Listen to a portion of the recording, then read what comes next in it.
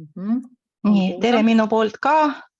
Nagu öeldi, mina olen Žanna Gratšova ja ma esitan õppekava nimetusega Arukad süsteemid ja rakendusinfotehnoloogia. Nagu nimetusest on selge, et see on IT valdkonna õppekava ja õppekava maht on 7 semestrit ehk 210 europunktit ehk EAP-d. See tähendab, et 3,5 aastat. Õpime eesti keelt ja meie peaerialad, meil on 2 peaerialad. Üks on Virumaa kolledžist tarkvaraarendus ja digilahendused ja teine on Tartu kolledžist küberfüüsikalised süsteemid. Aga meie peaeriala, mis toimub Kohtla-Järvel Virumaa kolledžis, on võimalik läbida nii statsionaarne või päevaõppe vormis kui ka sessiooniõppes. See tähendab, et võib valida sobiva õppevormi. Kui te olete töötavad inimesed, siis teile sobiks hästi sessiooniõppevorm. Ja nagu näete siin, meie praktika maht on umbes 16% õppekavast. Ja meie peaeriala keskendub just digitaalse tootmise ja tööstusliku asjade interneti õppimisele.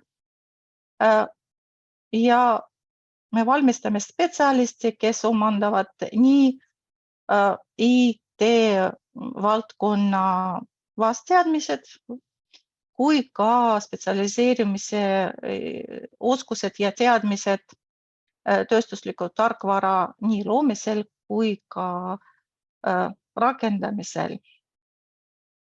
Ja kui me vaatame selle skeemi, Mindmap, meie skeem näitab, mis valdkonnad meie peaeriala ühendab. Siin te näete muidugi programmeerimise automatiseerimise valdkonnad, mis on siin.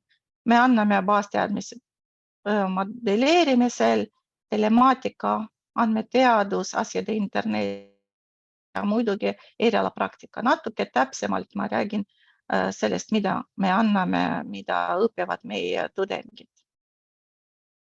Muidugi, kuna meie peaeriala nimetus on tarkvaraarendus, siis muidugi peame me andma ka baasteadmised programmeerimises. See on programmeerimise alused, programmeerimine, muidugi veel edasi arendame seda oskust, anname algoritmid, andme struktuurid, veebi, mobiilseadmete programmeerimine, programmeeritavad kontrollerid ja tarkvara testimine.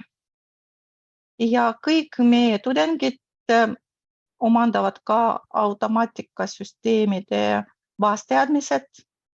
Meil on need ained, mis on seotud automaatikaga, nendest 4 ainetest, mis on slaidil, 3 on kohustuslikud. See tähendab, et automaatikavahendid, programmeeritavad kontrollerid, robottehnilised süsteemid on kohustuslikud ained ja need, keda huvitavad see valdkond, automatiseerimise valdkond, võivad valida ka protsessi juhtimise.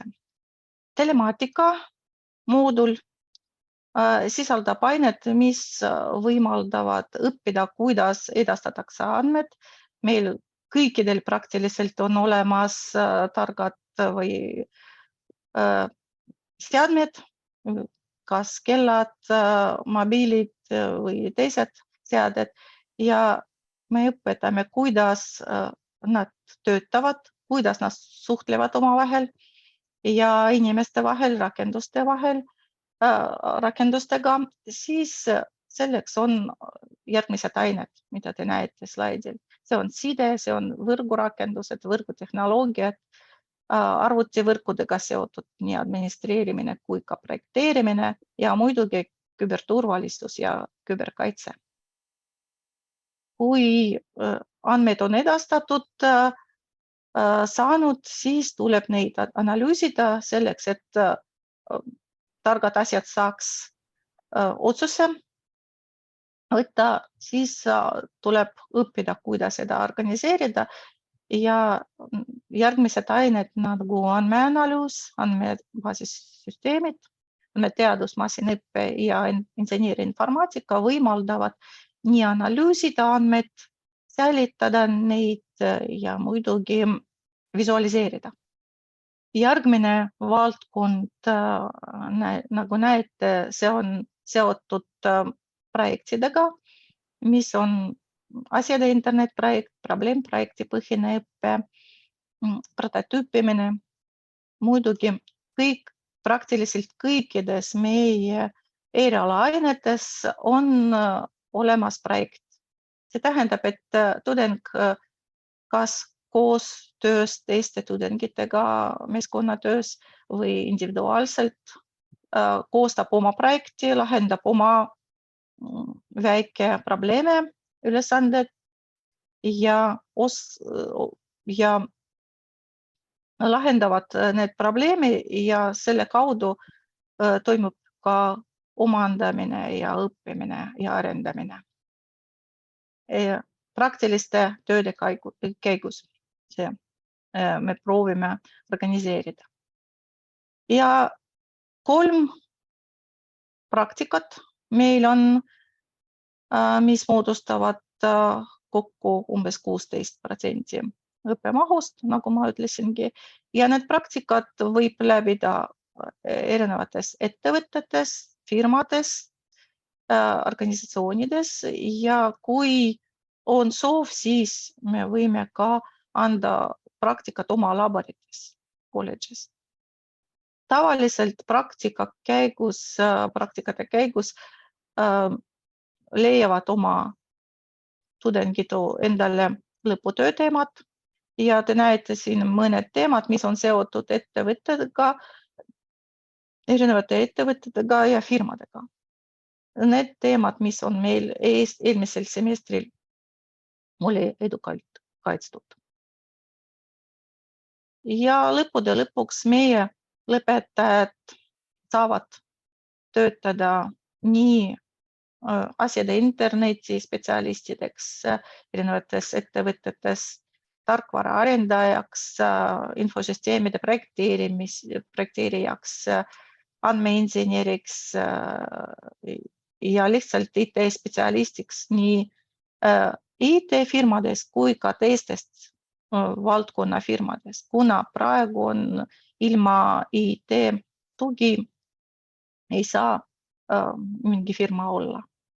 Ja muidugi on võimalik õppida ka jätkata oma õpingut magistriõppekavades ja üks võimalus on ka meie kolledž pakub.